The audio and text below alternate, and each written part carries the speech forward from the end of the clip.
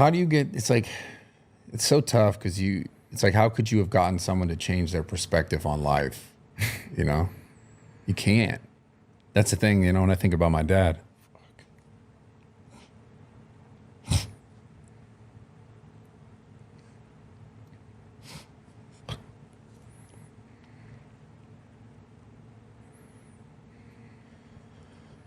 Oh, fuck.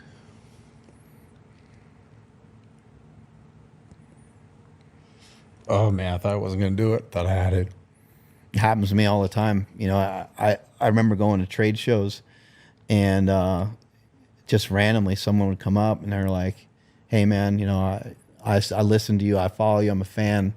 I have mental illness in my life too. I'm sorry about your brother. You know, they're still saying it many, many years later. And it's just something will hit me sometimes. Or I'll be in my car and a song will come on Yeah. that he was cranking. You know, my brother he was the coolest guy in town. He was like, he was my hero. He's was 6 years older than me.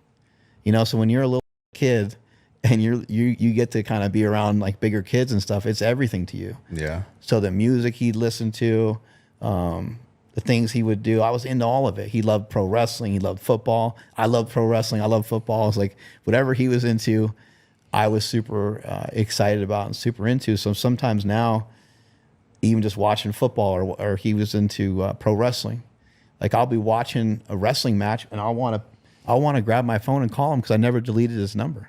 Yeah. Like I'd never had it in my heart to get rid of his number in my phone. I'm like, no, I'm keeping that in there. And so it's just these little things like that. They just, you're like, nah, it's not going to get me today. It's not going to, you know, but I think crying over it, I think is healthy and powerful. Yeah. You know, it's what I was going to say. What's so interesting to me is like, I have the perspective now that I have in my life that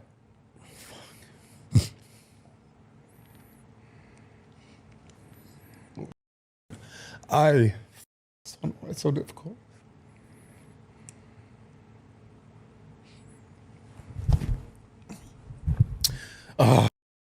That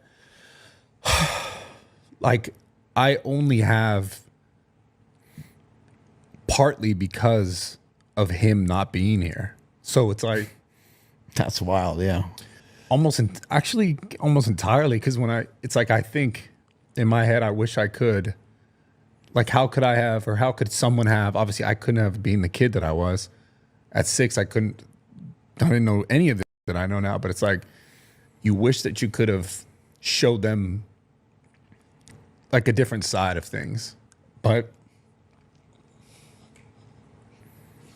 I don't know why it's so difficult right now. It's weird because I only know the different side of things because I was forced to see it a different way, and for everything that I've learned now, I have the perspective that it's like, damn, I wish I could have given that to that person, but I only have that perspective because of what I went through. So it goes back to the whole thing we were talking about earlier about like why people do this and that and all these things is because they only know what they know to that point in their life. And I know something that I wish I could have given to someone, but I wouldn't have known it if I didn't go through it, you know, and he didn't have the people around him or enough know-how to be like, okay, I can try to look at things differently, even though this is happening to me right now, to know that there's still so much more for me.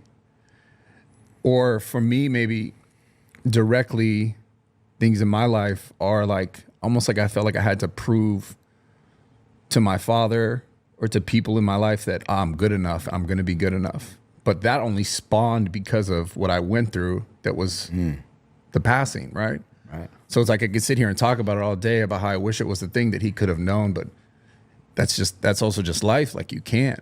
You kind of just know what you know at that point that you know it, and you make your decision based on it. And you know, that's what he chose. So it's just weird, like sadness, but at the same time, sort of like, I don't know, joy that I have around it that like, at least I know this now. At least I can give it forward, you know? Do you want to be a father? Yeah. Yeah, it'll be your opportunity to show that perspective that you're talking about. Yeah.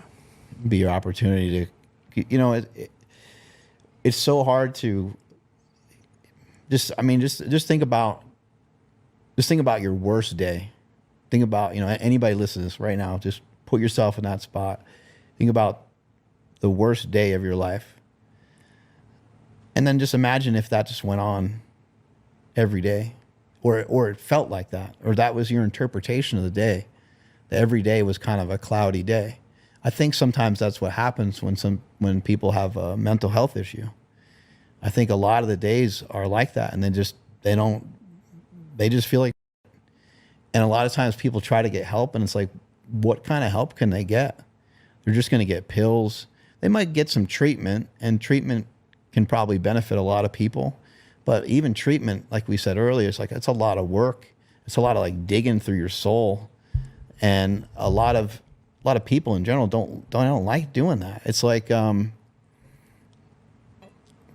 it's almost a little similar, like putting off a surgery that you could use that would probably be helpful, but you just don't want to get, because you don't want to be up for a bunch of months. Like time. And for some people, it also might take, like, literally someone might have to like not work for like a year and do all this like deep work and talk to a therapist and get outside and do like all this stuff for themselves, for them to start to feel strong enough and start to feel good enough to be heading in the right direction. And who has that time?